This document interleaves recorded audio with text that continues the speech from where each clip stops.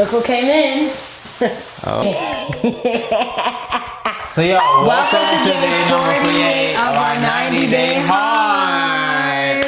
And today, we are not outside or running around the house today. We are in our son's room. And these are not just four walls, you guys. This right here is a place of legacy. This is a place of dreams. This is a place of infinite possibilities. Because right now, as you see my wife who pushed in that delivery, busted right in the door.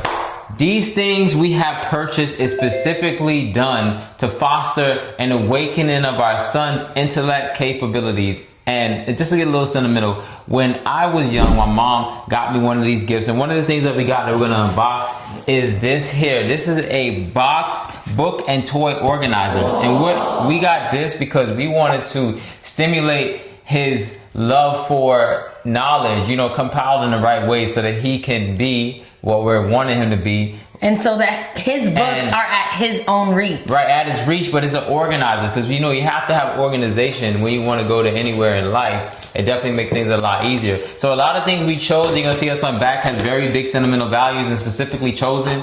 Just like our son, and our son, he wasn't a mistake.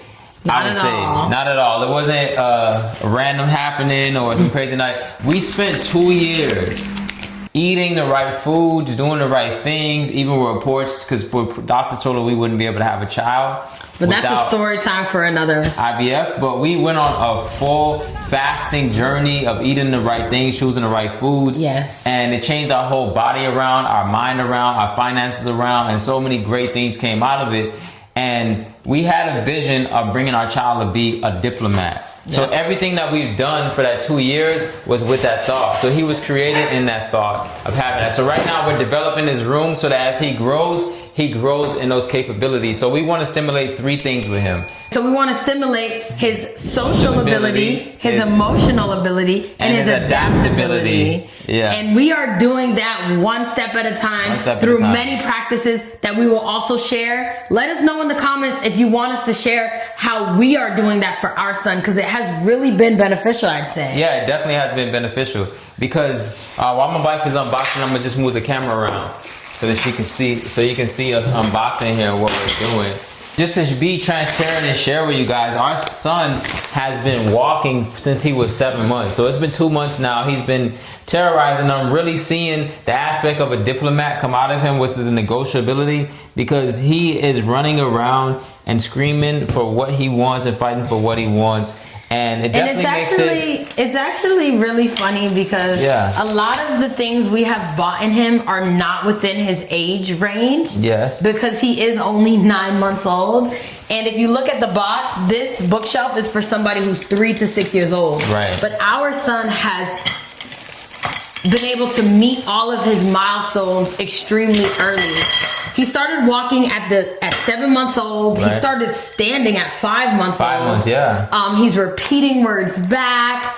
If I tell him no, he listens. Mm-hmm. So he has just shown so many positive, I would say positive things, but definitely out here in the wilderness without any help, guys. And me and my wife running 4 businesses, or 5 businesses, a nonprofit, and trying to give back and help a lot of people, even making these videos. It is honestly hard to do it alone. Hard. So we are in the midst, just a little drop. We are in the midst of looking for a nanny who aligns with our lifestyle, who has some of our holistic and conscious beliefs in place. If you guys know what we're talking about. In developing ourselves so we can foster our son to grow perfectly, because trying to balance work and everything else, especially when you're not just a person who's a 9-to-5er, you're someone who's a 24/7er. It's really hard to balance that with family and to make family whole. So we're fighting to keep family whole, because my wife reads to our son and sings them every night so that she can foster that sociable aspect. She's also brings him in the yard into different areas of the house, and just give him different scenarios to give him that adaptability and just see how he responds. So he's been responding very well to a lot of those things. And we also, emotionally and socially, we respond to his cues. The little negotiator is out of this world. So he is showing the signs of a great diplomat. Like, yeah, he is. He, you know, and we don't want him to ever feel unheard or like we're not there. So a lot of people told us like, oh, just put that baby inside the crib, let him cry, or this and that. We don't really want to. Yeah, we're not practicing that method. We don't want him to feel like he's not being heard, because I feel like that can lead to a lot of things. So we try to address what's going on and what's happening with him. I think we're very supportive to his emotional stand. Yeah, we are very supportive to his emotional stance. And that has just been...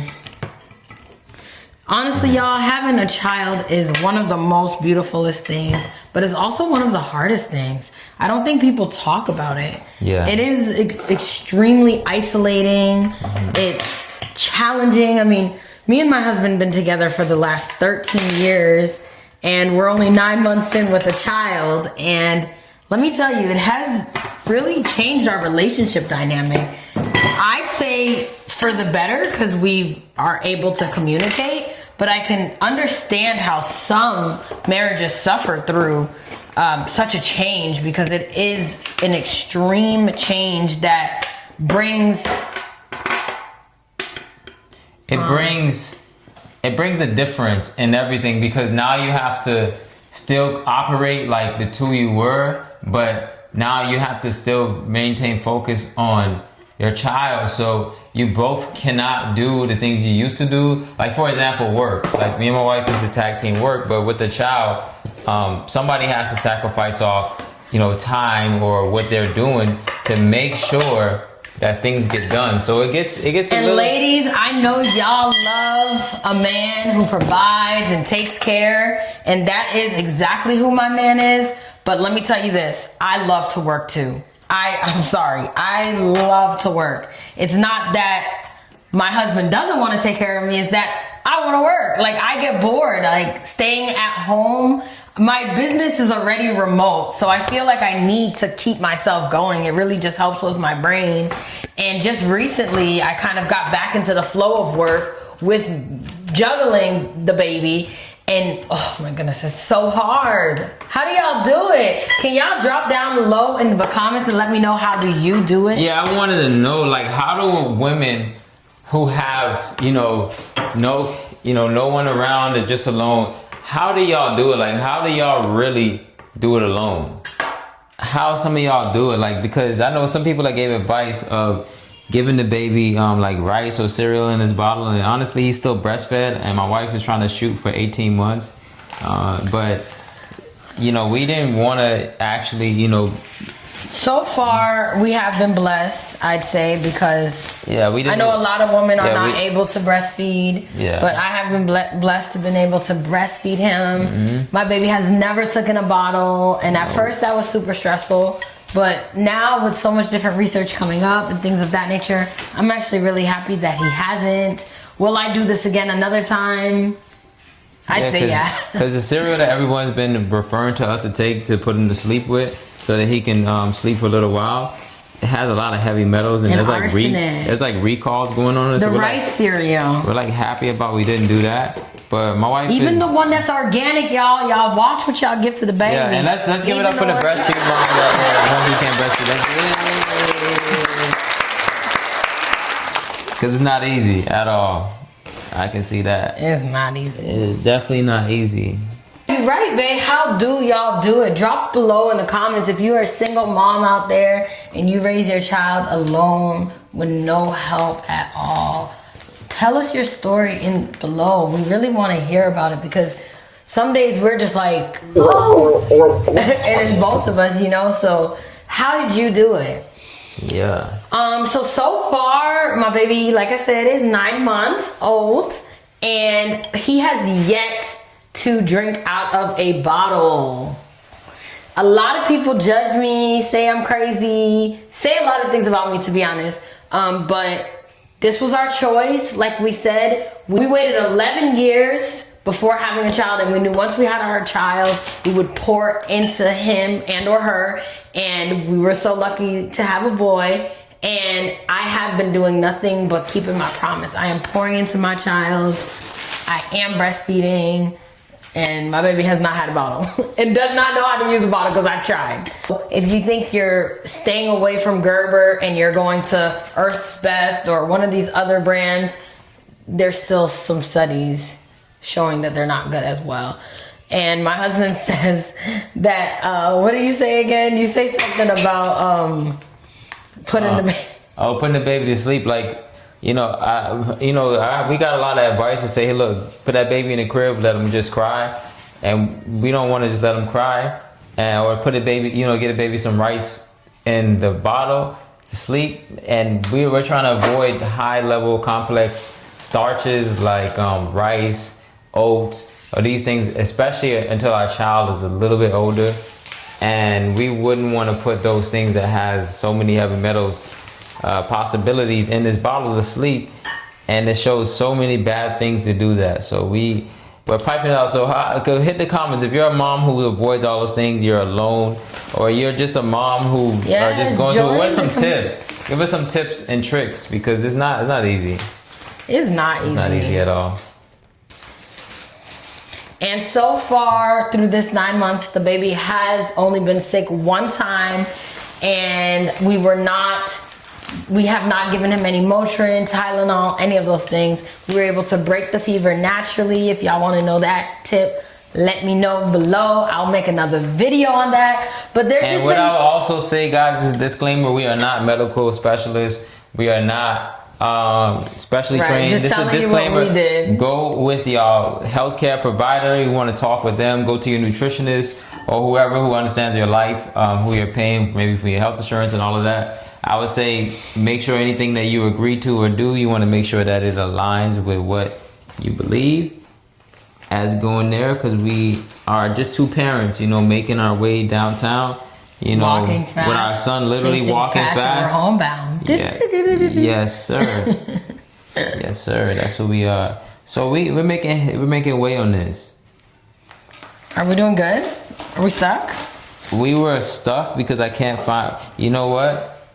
I can't find this piece in there, but you know what I did find? I seen this piece. No, that's for the nets. That's for the nets. But okay, you know what happens? So this piece, you see another screw down there? Like this? Yes, that's there. But on this one, right? This one has to go here. And what I believe this does, so when you screw it, it goes in here like so. And that. So the other trays, they just go on top of that, right? They go on the bottom. But let me see. All right, y'all. So we are figuring it out. Figure it out with us. Yes, we are. Do anybody else just do it kind of without using the manuscript? Because the script doesn't make sense right now to me. It's actually in another language, which is kind of funny. All right, so look who joined the party! Hey! You ready to come in here and tear it up, huh? Yeah, you are. Hey, guys, this is his room. Let's give you a tour. So we did have it fixed up when he was a baby. We got rid of the crib and everything. So this is on the wall, but now we're gonna start building it up to make this a little diplomat palace, right? To make this as a diplomatic palace as can be. So you guys are gonna see us on a progression, maybe week by week, making that happen and building it up. Week by week? We're getting that done today. Oh. All right, so I guess we'll be getting it done today. But as you can see in this whole video, I am tired. But I know my wife wants it, and I want to make her happy and make our son happy, so I'm pushing through. I think I'm way past my bedtime. So if I fall asleep on this video while y'all watching it, don't judge me. I'm a hard-working person. I'm off of 15 minutes of sleep from, I stayed up 2 days straight. I got 45 minutes. So I'll say an hour of sleep in the last 48 hours. So basically I'm up 46 hours. So right now I'm gonna complete this to make it right for you, right, Poppy? Yes, that's right, Poppy. Yeah? And we'll be doing that. So let's get it all done. All right, and a little negotiator set a time for bed. We'll finish tomorrow, y'all.